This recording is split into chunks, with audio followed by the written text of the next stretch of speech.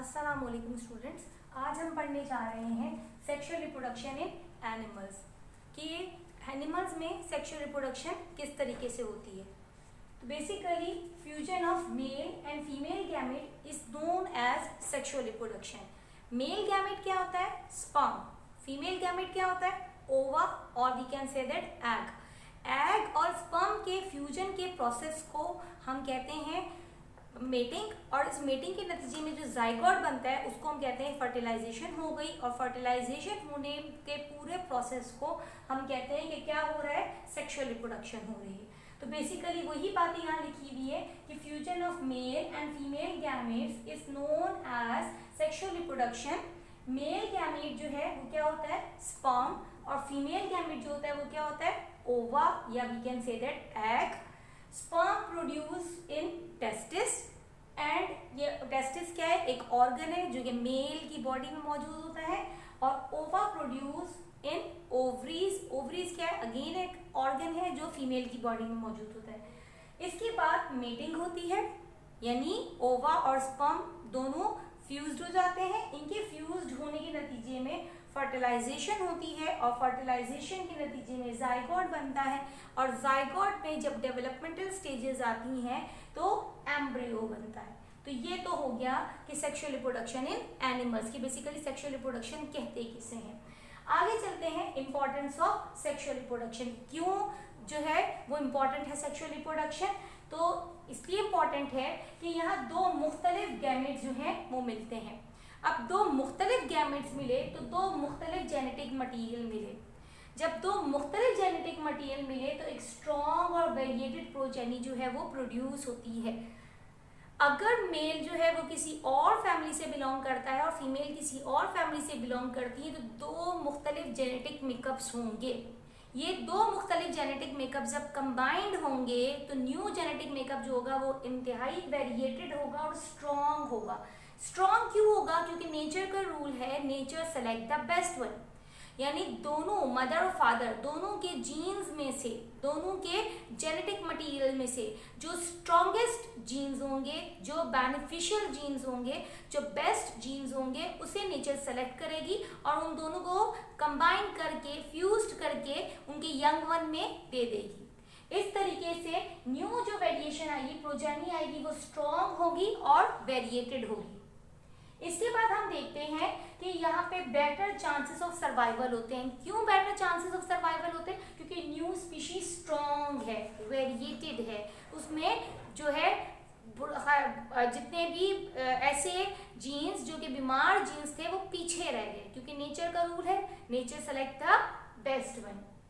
Third important character कि continuous change, इस variation में वेरिएशन की वजह से कंटिन्यूस चेंज आ रहा है जेनेटिक इंफॉर्मेशन में, यही आगे जाके लेड करती है क्या, या इंट्रोड्यूस करती है क्या? एवोल्यूशन। एवोल्यूशन के लिटरली मीनिंग भी क्या होते हैं? चेंज।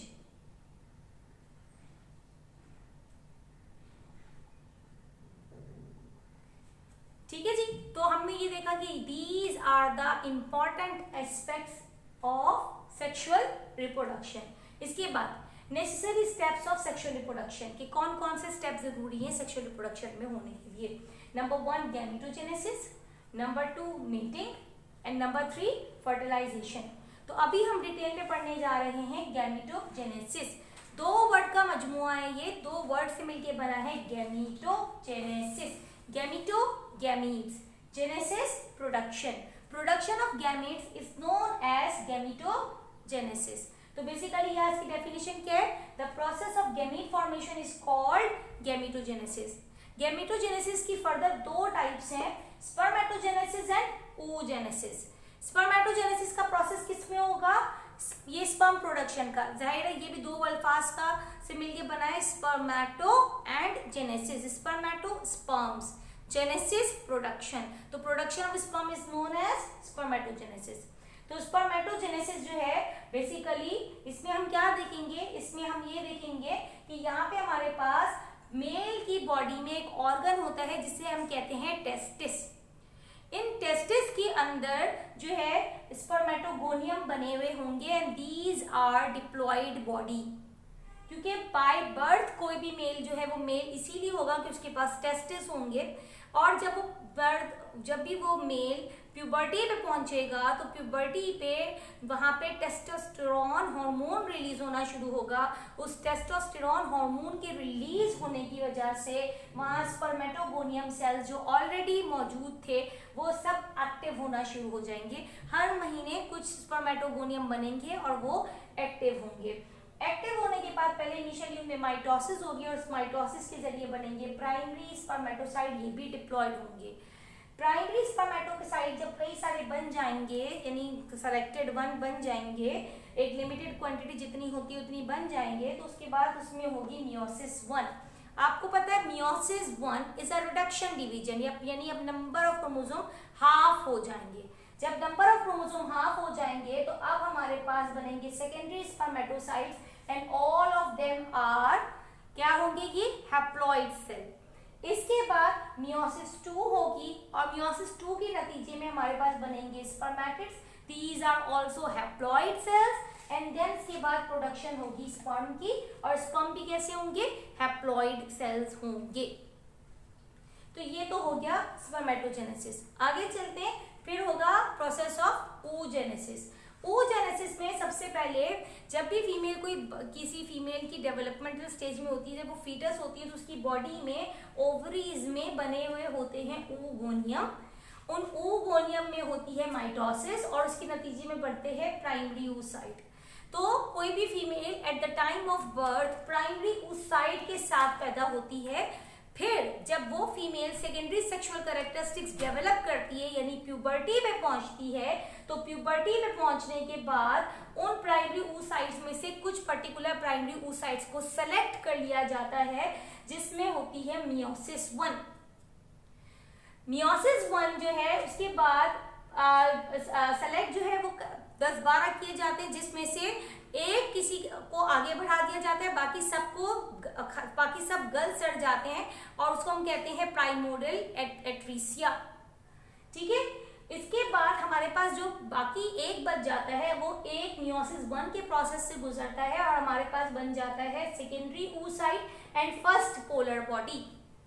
फिर ये सेकेंडरी oocyte में मियोसिस 2 होता है। मियोसिस 2 के नतीजे में oogoनियम या we can say that egg बनेगा और सेकेंड पोलर बॉडी बनेगी। ये सेकेंड पोलर बॉडी जो है, सॉरी ये फर्स्ट पोलर बॉडी जो है, ये मजीद 2 हिस्सों में ये भी डिवाइड होती है और 2 डिसइंटीग्रेटेड सेल्स बनाती है। इस तरीके से हमारे पास 3 डिसइंटीग्रेटेड सेल्स बन जाते हैं, नंबर 1, नंबर 2 एंड नंबर 3। तो first polar body is divided into 2 plus second polar body. इस तरीके से हमारे पास डिसइंटीग्रेटेड सेल्स कितने हो गए, 3 डिसइंटीग्रेटेड सेल्स बन गए। तो ये होता है हमारे पास oogenesis। दोबारा बताओ कि जब भी कोई फीमेल का जेंडर डिसाइड हो जाए, जब जाइगोट बन जाए, जेंडर डिसाइड हो जाए, जब उसकी डेवलपमेंटल स्टेजेस चल रही हो, फीटस बन रही हो, तो फीटस बनने के दरमियान जब उसकी बॉडी में ओवरीज थी, उन ओवरीज में oogoनियम बनते हैं। उन oogoनियम में माइटोसिस होती है फीटस होते हुए, और उस फीटस होते हुए माइटोसिस होते ही बन जाती है प्राइमरी oocyte। प्राइमरी oocyte के साथ फीमेल की बर्थ हो जाती है। इसके बाद 10-12 साल 13 साल गुजर जाते हैं। जब वो प्यूबर्टी पे पहुंच जाती है तो हर मंथ या तो राइट ओवरी या लेफ्ट ओवरी में से कुछ ओवास सेलेक्ट होंगे, जिसमें से कोई एक ओवा में मियोसिस 1 होगी और secondary oocyte and first polar body बनेगी। इसके बाद मियोसिस 2 होगी और मियोसिस 2 के बाद oogoनियम एंड सेकेंड पोलर बॉडी बनेगा और फर्स्ट पोलर बॉडी जो है वो मजीद 2 सेल्स में डिवाइड होगी, जिसको हम डिसइंटीग्रेटेड सेल्स कहेंगे। इस तरीके से 2 disintegrated cells first polar body से बनने वाले और एक सेकेंड पोलर बॉडी, ये तीनों डिसइंटीग्रेटेड सेल्स के तौर पे बिहेव करेंगे और ये डैमेज हो जाएंगे, खत्म हो जाएंगे, कब कोई फंक्शन नहीं रहेगा। जो फंक्शन रहेगा वो oogoनियम यानी एग का रहेगा और ये ओव्यूलेशन के प्रोसेस के लिए मजीद आगे गो थ्रू हो जाएगा। इसके बाद हम ये देखते हैं बेसिकली oogoनियम में एग होता है, तो ओव्यूलेशन का प्रोसेस अभी होगा हार्मोन्स के इन्फ्लुएंस के बाद। इसके बाद हम सेकेंड स्टेप पे जाते हैं। सेकेंड स्टेप है मेटिंग। मेटिंग क्या है? It is a process in which male and female take part in fertilisation, यानी मेल और फीमेल दोनों का अपने अपने गैमीट का प्रोड्यूस करना ताकि वो गैमीट मेट हो जाए, फ्यूज्ड हो जाए। इस प्रोसेस को हम कहेंगे मेटिंग। यहाँ पे स्पर्म और ओवा दोनों जब मेट होंगे तो फर्टिलाइजेशन का प्रोसेस होगा। अब देखिए फर्टिलाइजेशन किसे कहते हैं? फर्टिलाइजेशन कहते हैं male and female gamete unite together to form a zygote, यानी मेल और फीमेल गैमीट का मिलना, यानी मेटिंग होना, मिलने के बाद जाइगोट बनना, ये प्रोसेस क्या कहलाएगा? फर्टिलाइजेशन। एनिमल्स की बात करेंगे तो इनमें फर्टिलाइजेशन एक्सटर्नल भी हो सकती है और एज वेल एज इंटरनल भी हो सकती है। आप डायग्राम में देख सकते हैं, ये है एग, स्पर्म, ये दोनों फ्यूज होंगे तो जाइगोट बनेगा और जाइगोट आगे जाके फर्दर क्या बनाएगा? एम्ब्रियो बनाएगा। तो ये प्रोसेस हम क्या देख रहे हैं? फर्टिलाइजेशन का प्रोसेस देख रहे हैं। आगे चलते हैं। इसके बाद हमारे पास है कि फर्टिलाइजेशन की मजीद दो टाइप्स है, external fertilisation and internal fertilisation. External fertilisation की बात करेंगे हम तो outside the body aquatic medium में अगर कोई फर्टिलाइजेशन होगी तो वो कहलाएगी एक्सटर्नल फर्टिलाइजेशन। यहाँ पे ओवा और स्पर्म जो है उन दोनों का सेम टाइम में सेम प्लेस पे रिलीज होना बहुत जरूरी है।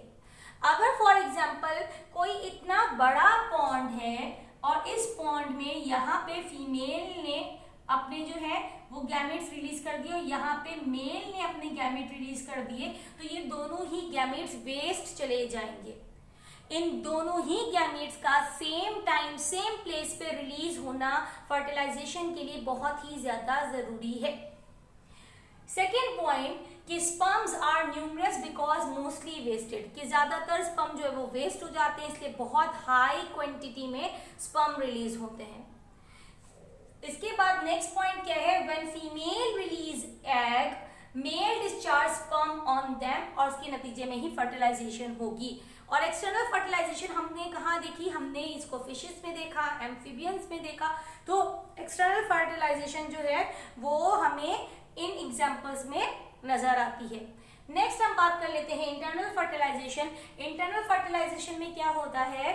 इनसाइड द बॉडी होती है ये फर्टिलाइजेशन। यहाँ पे वाटर या किसी और मीडियम की रिक्वायरमेंट नहीं होती। हाँ, under the influence of hormones जरूर होती है, हॉर्मोन्स जरूर यहाँ पे जो है वो मौजूद होते हैं अपना फंक्शन परफॉर्म करने के लिए, for the nourishment of gametes, of mating हो जाए इजी, उन सब के लिए। नेक्स्ट स्पर्म यहाँ पे जो है इसी को ट्रांसफर होना होता है from male to female body, और उसके लिए एक स्पेशल ऑर्गन होता है जिसे हम कहते हैं पेनिस या फिर क्लोइकल अपर्चर।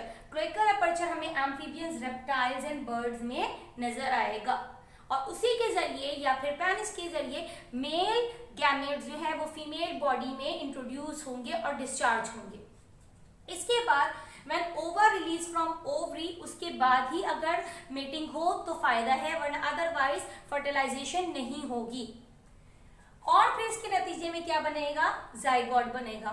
जाइगोट के बनने के बाद फिर जो है वो फर्दर डेवलपमेंटल स्टेजेस आती हैं जिसको एम्ब्रियोलॉजिकल डेवलपमेंट कहते हैं। इसके बाद अगर हम देखें तो एनिमल्स जो हैं वो दो तरह के हैं, सेक्स वाइज, जेंडर वाइज, या तो यूनिसेक्सुअल या bisexual. Unisexual is also known as hermaphrodite और dioecious. Dioecious houses, when they are having two houses, one for the male and one for the female, दो सेपरेट हाउसेज होंगे तो वो डाइईशियस कहलाएगा। Hetero different किस्म डिफरेंट होंगे, mail अलग और फीमेल अलग, तो भी वो क्या कहलाएगा? हेटेरोफोरोडाइट। और यूनिसेक्सुअल यानी या तो मेल होगा या फिर फीमेल होगा। तो इसकी डेफिनेशन क्या है? When female and male reproductive organs are found in separate animals, यानी मेल एनिमल अलग है, फीमेल एनिमल अलग है, जैसे कि ह्यूमन बीइंग्स में, जैसे कि हॉर्स में, मंकीज में। तो यहाँ पे ये क्या है? हम यूनिसेक्सुअल हैं, हम हेटेरोफोरोडाइट हैं, हम डाइईशियस हैं। इसके बाद सेकंड हम बात करेंगे तो बाइसेक्सुअल, हर्माफ्रोडाइट एंड मोनोइशियस। एक ही हाउस में जो है वो मेल और फीमेल दोनों रिप्रोडक्टिव ऑर्गन अगर मौजूद होंगे तो वो क्या कहलाएंगे? मोनोइशियस या हर्माफ्रोडाइट या बाइसेक्सुअल। अब यहाँ पे क्या, when male and a female reproductive organs are found in the same body, एक ही बॉडी में मेल और फीमेल दोनों रिप्रोडक्टिव ऑर्गन होंगे, तो वो एग्जांपल होगी बाइसेक्सुअल, हर्माफ्रोडाइट या मोनोइशियस की, और अर्थवॉर्म एंड टेपवॉर्म इसकी एग्जांपल्स हैं। चलिए आगे चलते हैं। आगे हम ये देखते हैं कि दो तरीके की जो है वो लिविंग ऑर्गेनिजम्स हैं, ओविपैरिटी एंड विविपैरिटी शो करते हैं। ओविपैरिटी, एग लेइंग, एग लेइंग की अगर हम बात करेंगे तो अंडे देने वाले, यानी the animals which lays egg are called oviparous, कि वो एनिमल्स जो कि अंडे देते हैं वो ओविपैरस कहलाते हैं और उनके इस प्रोसेस को ओविपैरिटी कहा जाता है। इन सम एनिमल्स जैसे रेप्टाइल्स एंड बर्ड्स की बात करें, वहां ऑलरेडी फर्टिलाइज्ड एग मदर जो है वो प्रोड्यूस करती है, यानी उनकी बॉडी में इंटरनल फर्टिलाइजेशन होती है, और इंटरनल फर्टिलाइजेशन के बाद एग जो है वो एग लेइंग होगी, और एग लेइंग के बाद अर्थ पे जमीन में आके जो है वो विद एग की फर्दर डेवलपमेंट होगी और उसके बाद एग हैचिंग होगी। जबकि कुछ एनिमल्स ऐसे हैं जैसे फिशेज एंड एम्फीबियंस, इनके अंदर अनफर्टिलाइज्ड एग रिलीज होगा, एक्सटर्नल मीडियम में एक्सटर्नल फर्टिलाइजेशन होगी और फिर एक्सटर्नल फर्टिलाइजेशन के बाद फर्दर डेवलपमेंट होगी। दोनों ही एग्जाम्पल जो है वो ओविपैरस की हैं, यानी एग लेइंग की है। आगे चलते हैं विविपैरिटी। विविपैरिटी में क्या होगा, the animals which produce young ones are called viviparous animals, चाहे वो यंग वंस कंप्लीटली डेवलप हो या इनकम्प्लीट डेवलपमेंटल स्टेजेस हो। अगर हम ये देखेंगे कि एनिमल्स जो हैं यंग वंस के अंदर यंग वन की बॉडी के अंदर उनकी डेवलपमेंट हो रही है, तो ऐसे लिविंग ऑर्गेनिजम्स क्या कहलाएंगे, विविपैरस, और इस प्रोसेस को क्या कहेंगे, विविपैरिटी। These organisms egg do not contain enough amount of yolk, यानी इनके अंदर enough amount of yolk ना होने की वजह से, enough amount of protein और energy ना होने की वजह से यहाँ डेवलपमेंट कंप्लीट होती है विद इन मदर्स बॉडी, और मदर की बॉडी में आमतौर पे प्लेसेंटा बनता है या पाउच मौजूद होता है, जैसे कि हम ऑलरेडी फर्स्ट ईयर में पढ़ चुके। तो पाउच होगा या प्लेसेंटा बनेगा जिसके जरिए नरिशमेंट जो है वो फीटस को मिलेगी, और जो है जैसे फॉर एग्जांपल अगर हम प्लेसेंटा की बात कर लें तो खास तौर पे प्लेसेंटा के जरिए नरिशमेंट होगी और एक्सचेंज ऑफ गैसेस होगी और एक्सक्रीशन वगैरह का प्रोसेस करेगा फीटस। तो हमारा ये जो है टॉपिक यहाँ पे खत्म हुआ।